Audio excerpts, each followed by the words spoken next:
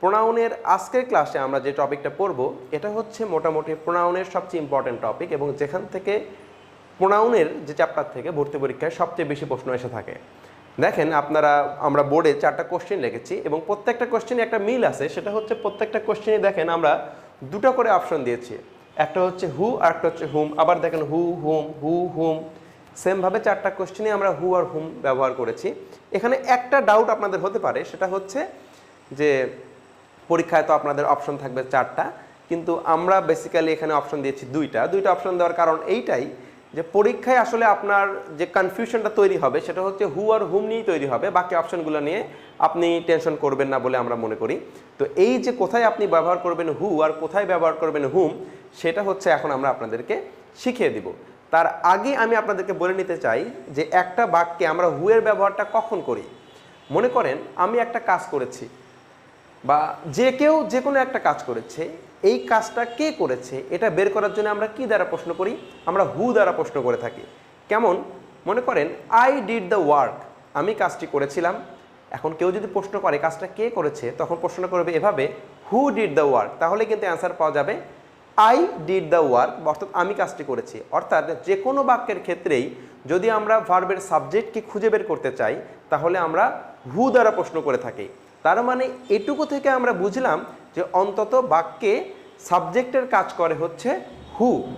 এখন আসেন আপনি কোথায় বসাবেন হু আর কোথায় বসাবেন হুম, এইটা বের করার জন্য খুব সহজ একটা পদ্ধতি আছে। পদ্ধতিটা হচ্ছে এরকম যে যখন আপনি দেখবেন কোনো প্রশ্নে হু অথবা হুম থাকবে, তখন আপনার প্রথম কাজ হচ্ছে প্রশ্নে কয়টা ভার্ব আছে সেটা খুঁজে বের করা এবং তারপরে দেখা যে সবগুলো ভার্বের সাবজেক্ট আছে কিনা। যদি বাক্যে সবগুলো ভার্বের সাবজেক্ট না থেকে থাকে, সেক্ষেত্রে সেই হারানো সাবজেক্টটা বা যে সাবজেক্টটা বাক্যে নেই সেই সাবজেক্টটা হবে হচ্ছে হু, কারণ একটু আগে আপনাদেরকে বলেছিলাম যে বাক্যে হুটা সাবজেক্টের কাজ করে। আর যদি এরকম হয় যে বাক্যে যতগুলো ভার্ব আছে সবগুলো ভার্বেরই সাবজেক্ট থাকে, সেক্ষেত্রে আমরা অ্যান্সার করব হচ্ছে হুম। কীরকম? আমরা 1 নম্বর কোশ্চেনের সলভ করার মাধ্যমে এটা বের করি। আসেন 1 নম্বর কোশ্চেনটা কী ছিল? 1 নম্বর কোশ্চেন ছিল হচ্ছে I know the girl who oblique whom is waiting for Jiban. বলেন দেখি এই 1 নম্বর যে কোশ্চেনটা লেখা আছে, 1 নম্বর কোশ্চেনে কয়টা ভার্ব আছে? কমেন্ট করে বলতে হবে না, জাস্ট নিজেরা প্র্যাকটিস করে নেন, আমি আপনাদেরকে হেল্প করতেছি। দেখেন আই নো দ্য গার্ল, এই অংশের মধ্যে ভার্ব হচ্ছে নো। সেমভাবে I know the girl who oblique whom is waiting for Jiban, এখানে ইজ ওয়েটিং একটা ভার্ব। আর কোনো ভার্ব আছে? ভার্ব নাই। তাহলে এই বাক্যে নোটা হচ্ছে 1 নাম্বার ভার্ব আর ইজ ওয়েটিংটা হচ্ছে 2 নাম্বার ভার্ব। আমরা কি বলেছিলাম যে প্রথমে আমরা ভার্ব খুঁজবো, তারপরে আমরা দেখব যে সবগুলো ভার্বের সাবজেক্ট আছে কিনা। এখন আসেন আমরা সাবজেক্ট খুঁজে বের করি। আমাদের প্রথম ভার্ব নো এর সাবজেক্টকে বলেন তো? নো এর সাবজেক্ট হচ্ছে আই। সেমভাবে এবার যদি আমরা ইজ ওয়েটিং এর সাবজেক্ট দেখি তাহলে দেখবেন ইজ ওয়েটিং এর কোনো সাবজেক্ট নাই। যেহেতু ইজ ওয়েটিং এর সাবজেক্ট নাই, এই সাবজেক্টটা কে হবে? এই সাবজেক্টটা হবে হচ্ছে হু। আমি কি বোঝাতে পারছি? আমি আরেকবার রিপিট করছি রুলসটা, আপনারা চাইলে খাতায় লিখে নিতে পারেন যে বাক্যে যদি সবগুলো ভার্বের সাবজেক্ট খুঁজে পাওয়া যায় তাহলে ক্লজ মার্কার হিসেবে হু বসে, আর বাক্যে যদি সবগুলো ভার্বের সাবজেক্ট খুঁজে পাওয়া না যায় তাহলে ক্লজ মার্কার হিসেবে হুম বসে। ক্লজ মার্কার কেন বলতেছি আমরা? যারা আমাদের আগের ক্লাসটা করেছেন তারা মোটামুটি ক্লজ মার্কার সম্পর্কে একটা ভালো ধারণা থাকার কথা। তারপর আমরা বলে নিই ক্লজ মার্কার আমরা কেন বলতেছি হু বা হুমকে। কারণ একটা বাক্যে একটা ক্লজ মার্কার থাকলে 2টা ভার্ব থাকতে হয়।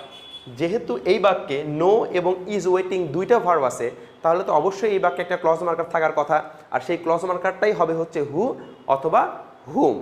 তাহলে আমাদের রুলসটা কী ছিল? যে বাক্যে যদি সবগুলো ভার্বের সাবজেক্ট খুঁজে পাওয়া যায় তাহলে ক্লজ মার্কার হিসেবে হুম বসে, আর যদি সবগুলো ভার্বের সাবজেক্ট খুঁজে পাওয়া না যায় তাহলে ক্লজ মার্কার হিসেবে হু বসে। যেহেতু আমাদের এই বাক্যে সবগুলো ভার্বের সাবজেক্ট নাই, এই জন্য আমরা অ্যান্সার করেছি হচ্ছে হু। ক্লিয়ার? এখানে একটা কনফিউশন তৈরি হয়। কনফিউশনটা কীরকম? যে অনেকেই মনে করে যে ইজ ওয়েটিংয়ের সাবজেক্ট আছে, আর এই সাবজেক্টটা কে? সেটা হচ্ছে দ্য গার্ল। এখন আমাকে বলেন দি গার্লটা কি আসলে ইজ ওয়েটিং এর সাবজেক্ট? ইনডিরেক্টলি ইজ ওয়েটিং এর সাবজেক্ট দি গার্ল হইতে পারে, কিন্তু আপনারা এভাবে খেয়াল করেন, মনে করেন আমাদের বাক্যটা ছিল এইটুকু, অর্থাৎ আই নো দ্য গার্ল, তারপরে আর কোনো অংশ নাই। যদি আই নো দ্য গার্ল আমাদের মূল বাক্য হইতো, তাহলে এই বাক্যে নো এর সাবজেক্ট কি হইতো? নো এর সাবজেক্ট হইতো আই, এবং অবজেক্ট কি হইতো? অবজেক্ট হইতো দি গার্ল। অর্থাৎ দি গার্লটা হচ্ছে নো ভার্বের অবজেক্ট। এবং আপনারা সবাই মনে রাখবেন এটা, যে একটা ভার্বের অবজেক্ট কখনো সরাসরি আর একটা ভার্বের সাবজেক্ট হতে পারে না। আর যেহেতু একটা ভার্বের অবজেক্ট সরাসরি আর একটা ভার্বের সাবজেক্ট হতে পারে না, এই জন্যেই ইজ ওয়েটিং এর সাবজেক্ট হিসেবে আমরা কখনো দি গার্লকে বলতে পারবো না। আর ইজ ওয়েটিং এর সাবজেক্ট নেই, এই জন্য আমরা হুম ব্যবহার না করে হু দিয়ে উত্তর করব। বুঝতে পারছি কি সবাই? এই সেম স্ট্রাকচার বা সেম রুলস ব্যবহার করে আমরা আমাদের পরের কোশ্চেনটাও সলভ করতে পারবো। আসেন আমরা সলভ করে ফেলি। আমরা দেখব হচ্ছে পরের কোশ্চেনে আমাদের ভার্ব আছে কয়টা। আমাদের সেন্টেন্সটি কি ছিল? Deepika is the girl who oblique whom Akash wants. দেখেন এই বাক্যে ভার্ব আছে কয়টা? এই বাক্যে ভার্ব আছে দুইটা। কি কি? একটা ভার্ব হচ্ছে ইজ,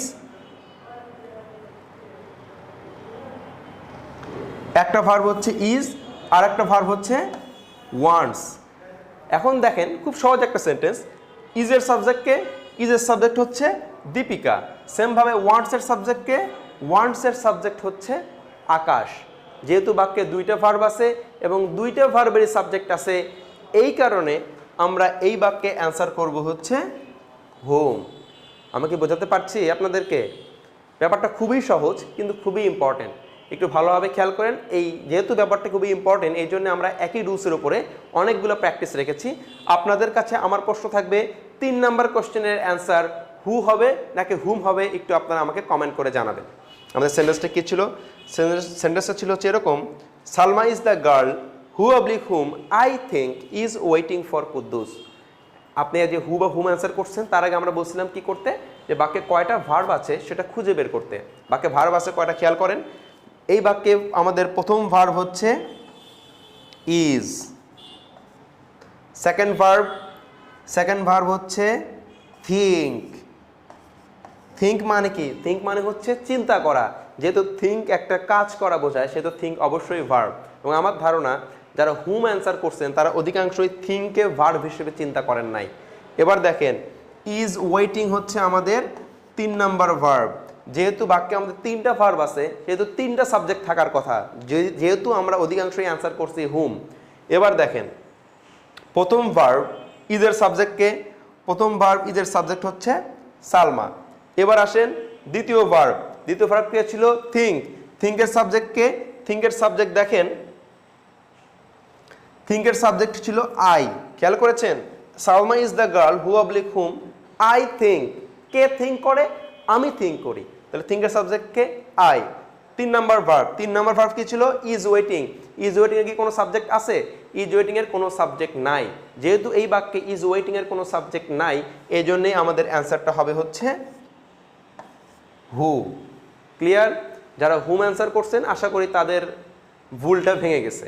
এবার আমরা 4 নাম্বার কোশ্চেনটা দেখব। 4 নাম্বার কোশ্চেনটা খুবই ইজি, একই রকমভাবে অ্যান্সার করা যাবে। আমরা একটু কোশ্চেনটা দেখবো আগে। 4 নাম্বার কোশ্চেনে বলা হয়েছে tell me who oblique whom you think is confident. আগে বলেন দেখি এই বাক্যে ভার্ব আছে কয়টা? কমেন্ট করেই বলেন, কোনো সমস্যা নাই। Tell me who oblique whom you think is confident. আগে আমাকে এটা কনফার্ম করেন যে এই বাক্যে ভার্ব আছে কয়টা। আপনি যদি একটা বাক্যে ভার্ব চিনতেই ভুল করেন, সেক্ষেত্রে আপনি কোথায় হু হবে আর কোথায় হুম হবে এটা আপনি বলতে পারবেন না।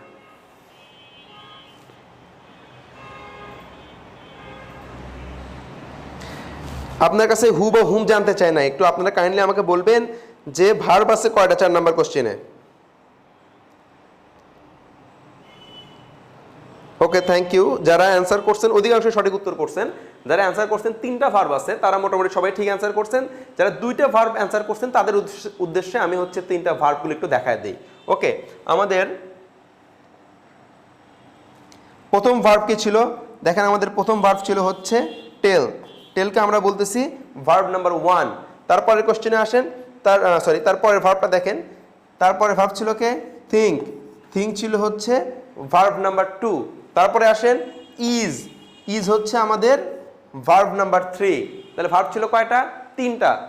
হু অ্যান্সার করতে গেলে আমাদেরকে 2টা ভার্ব থাকতে হবে, আর যদি হুম অ্যান্সার করতে চাই তাহলে আমাদেরকে 3টা ভার্ব থাকতে হবে। এখন আমরা দেখি সবগুলো ভার্বের সাবজেক্ট আছে কিনা। বলেন তো প্রথম যে আমরা ভার্বটা লিখেছি টেল, এই টেলের সাবজেক্ট কে? দেখেন এই বাক্যে কিন্তু টেলের কোনো সাবজেক্ট নাই, কিন্তু এই যে আমি বলতেছি টেলের সাবজেক্ট নাই, টেলের কি সাবজেক্ট আসলেই নাই? এই কোশ্চেনটা আমরা পরে আসি, তো আমার কথা শোনেন। মনে করেন একটা ইম্পারেটিভ সেন্টেন্স, আমি কাউকে বললাম গিভ মি এ পেন, আমাকে একটা কলম দাও, অথবা ওপেন দ্য ডোর, দরজাটা খুলে দাও। এই যে ইম্পারেটিভ সেন্টেন্সে যখন আমরা বলি যে কাম হেয়ার, এখানে আসো, গো দেয়ার, ওখানে যাও, তারপরে হচ্ছে আপনার ওপেন দ্য ডোর, দরজাটা খোলো, এই যে আমরা কথাটা বলতেছি, এই কথাটা আমরা কাকে বলতেছি? তোমাকে বলতেছি। বেসিক্যালি আমি যদি বলি গিভ মি এ পেন, এই কথার অর্থ হচ্ছে you give me a pen, মানে একটা কলম দাও, মানে তুমি আমাকে একটা কলম দাও। তাহলে ওই কলমটা কে দিবে? তুমি দিবে। অর্থাৎ ইউ হচ্ছে একটা সাইলেন্ট সাবজেক্টের কাজ করে। কোন ধরনের সেন্টেন্সের ক্ষেত্রে? ইম্পারেটিভ সেন্টেন্সের ক্ষেত্রে। যে ধরনের সেন্টেন্সে আদেশ, নিষেধ, অনুরোধ করা হয় সেই সেন্টেন্সগুলোকে আমরা বলি হচ্ছে ইম্পারেটিভ সেন্টেন্স। আর ইম্পারেটিভ সেন্টেন্সে অধিকাংশ ক্ষেত্রেই কোনো সাবজেক্ট থাকে না। কিন্তু এই সাবজেক্ট থাকে না মানে হচ্ছে এই না যে সাবজেক্টটা বাক্যে একেবারেই নাই, সাবজেক্ট থাকে কিন্তু সাবজেক্টটা উজ্জ্ব থাকে। অর্থাৎ আমি যদি কাউকে বলি গিভ মি আ পেন, এই কথার অর্থ হচ্ছে you give me a pen. Clear? সেমভাবে আমাদের এই বাক্যটা কি ছিল? এই বাক্যটা ছিল হচ্ছে tell me who oblique whom you think is confident. এর কথা হচ্ছে you tell me who oblique whom you think is confident. তাহলে এই টেলের সাবজেক্টকে, এই টেলের সাবজেক্ট হচ্ছে, এই টেলের সাবজেক্ট হচ্ছে ইউ, কিন্তু সেটা এই বাক্যে উজ্জ্ব আছে। এবার আসেন পরের কোশ্চেন, পরের ভার্ব। পরের ভার্ব থিঙ্ক, থিঙ্কের সাবজেক্টকে, থিঙ্কের সাবজেক্ট হচ্ছে ইউ, সেটা তো এখানে উল্লেখ করাই আছে। 3 নম্বর ভার্বকে ছিল ইজ, ইজের কোনো সাবজেক্ট এই বাক্যে নেই, এই জন্য আমরা এই বাক্যের ক্ষেত্রে অ্যান্সার করব কি হু। বুঝতে পারছেন কি সবাই?